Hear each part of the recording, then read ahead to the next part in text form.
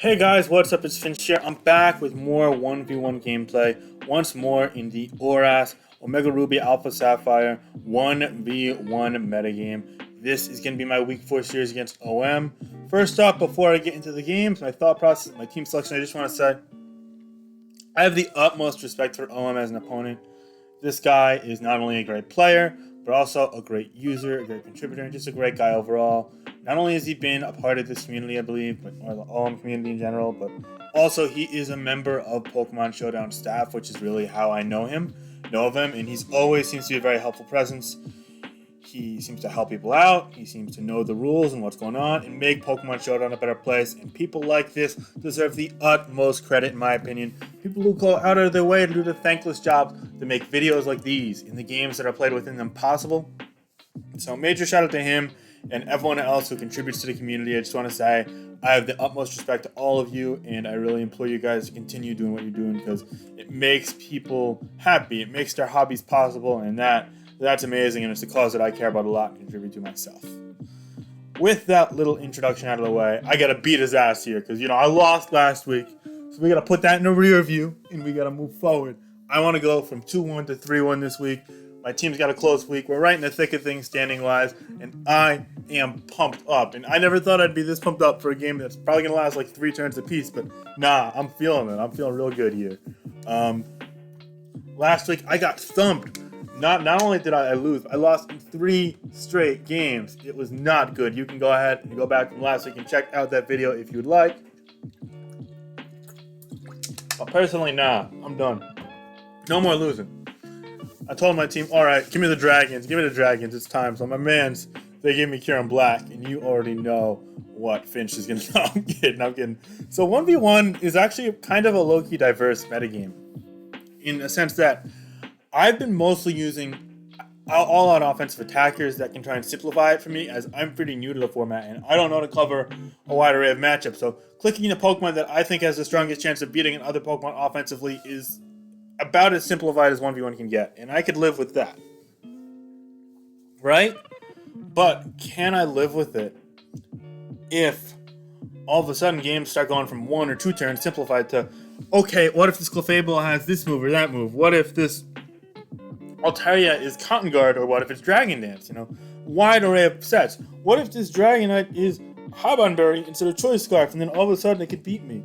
And so on and so forth, all these complications. And the fact of the matter is that I've mostly been devoid of these complications in my first 2 weeks when I won. But then last week, I got caught up by them. My opponent outprepared me. So this week, I tried to pick a bit more of a mixture of teams that might have felt more representative of the tier instead of my comfort zone. And I had a large amount of options thanks to my teammates who have been super supportive. I can't say enough thanks to all of them. Oh my god, they're such a great bunch, and I really couldn't be drafted onto a better team and given better support. They're all nice, friendly faces, and they've all wanted to see me succeed, and I couldn't be more appreciative. So thank you to everyone on my team.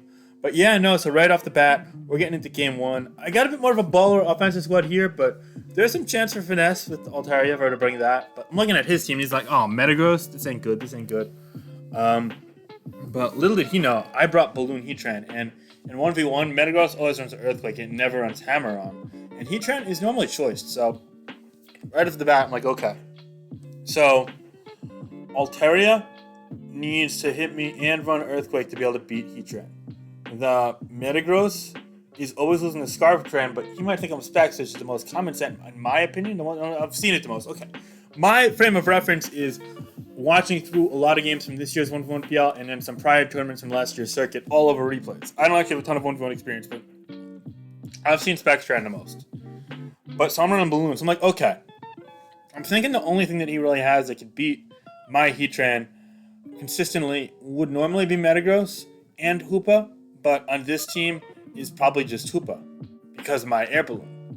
So that already paves the way for me thinking, okay, so if he's not bringing Hoopa, I should be bringing my my Heatran. But if he brings Hoopa, well, Kieran Black is going to one-shot it, and Altaria is going to, at worst, 2-shot it, and also not be to a KO in all likelihood. I basically, my thought process was, Hoopa is going to lose to Kieran Black and Altaria. But Mega Metagross mashes both of those to oblivion. And Mega Metagross beats Specs Trend with Earthquake. So I'm thinking Mega Metagross is his most likely bring. But if I were to be a Scarf Heatran or an Air Balloon Heatran, then therefore he would bring Hoopa, predicting that.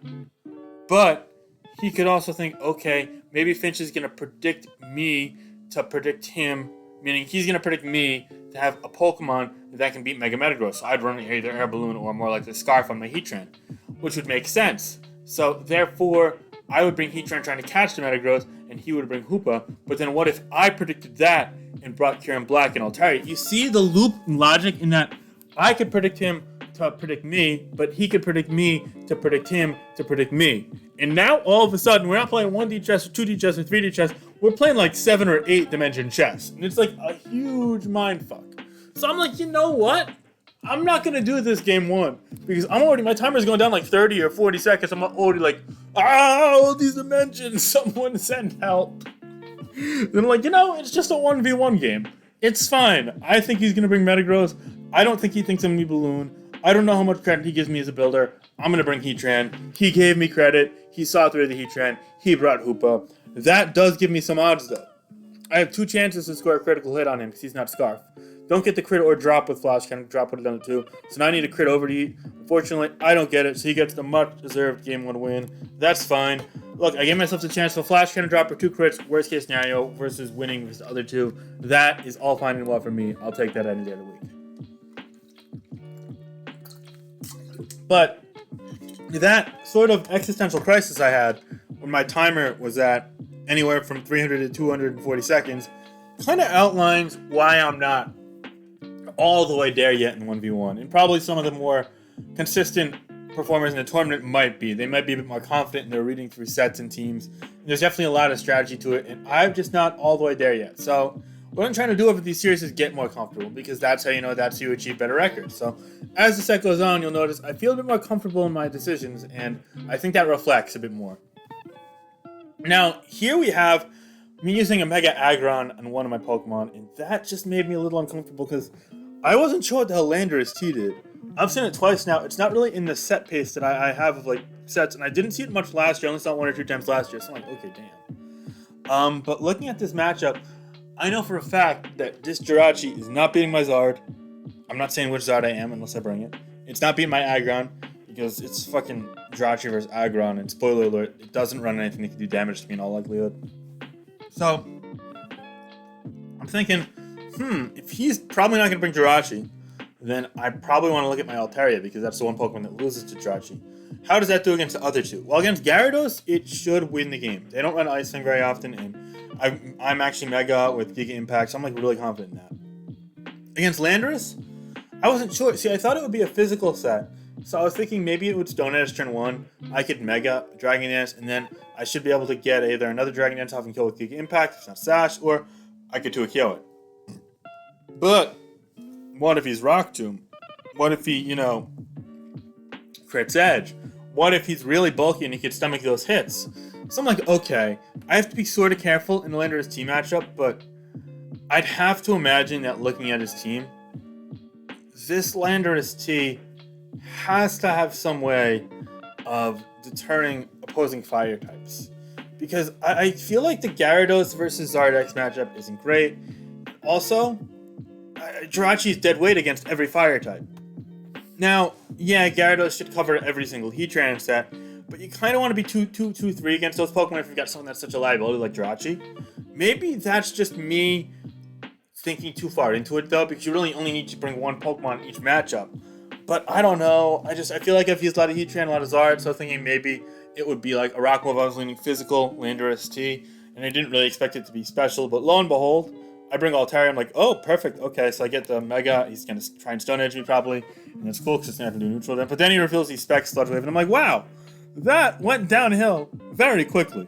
And this is what I mean by more experienced 1v1 players, perhaps playing, some surprise games, getting some kicks off of my inexperience, and that's a great call on his end. It did 80%, and that's a lot of damage.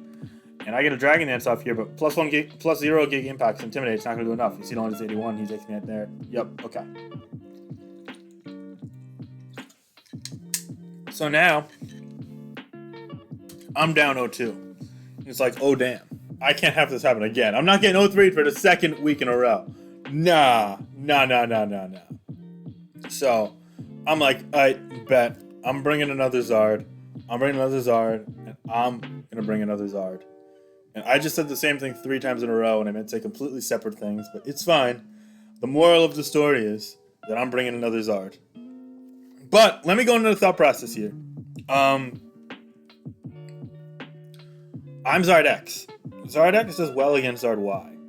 And I was pretty sure it'd be Zard X on this team, but Zard X is going to lose to Altaria every single time. And most Greninja also lose to Altaria every single time. So I think his only way of beating Altaria is Meloetta. Meloetta runs a choice spec set with Hyper Beam and Hyper Voice. He doesn't know that I'm substitute Zard X. But normal Zard X isn't substitute and just dies to Hyper Beam turn 1. You can't call with Flare Blitz or Outrage because of the bulk it runs. So that's a matchup that is designed for Meloetta to win. Except I'm sub. So I sub on the Hyper Beam and then I can win. And that's that. So that's exactly what happened. I ran a set that was unexpected. And I ran into a matchup that I knew I could exploit by looking at, what I expected the sets to be. And I exploited it. I made a hard read. And for once, I feel like he kind of got a taste of his medicine from game 1, if you will. And that was really special. I don't know why I didn't play the replay in the background, but as you can see here, that's pretty much what happens. He missed, which is also fortunate for me, but yeah. And that's that.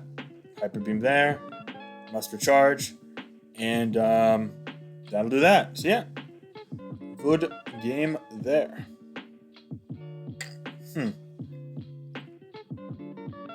Anyway, sorry. Okay, into game 3. Now this one, game 4. This one was tense because I almost brought every Pokemon in this game. I wasn't really sure. See, I knew that Archops was a Stone Cold killer, but it was a Stone Cold killer that had potential of losing to each of these Pokemon depending on the circumstances. If I was a Banded Archops, Scarf Heatran, Scarf Genesect could outrun and one-shot me. If I was a Scarf Archops, there's a chance I couldn't kill a Balloon Heatran, there's a chance I couldn't kill a Genesect, and Mawile is always beating any Archops set, barring critical hit or miss. So, right off the bat, that's no bueno for me. That's a high-risk, high-reward Pokemon.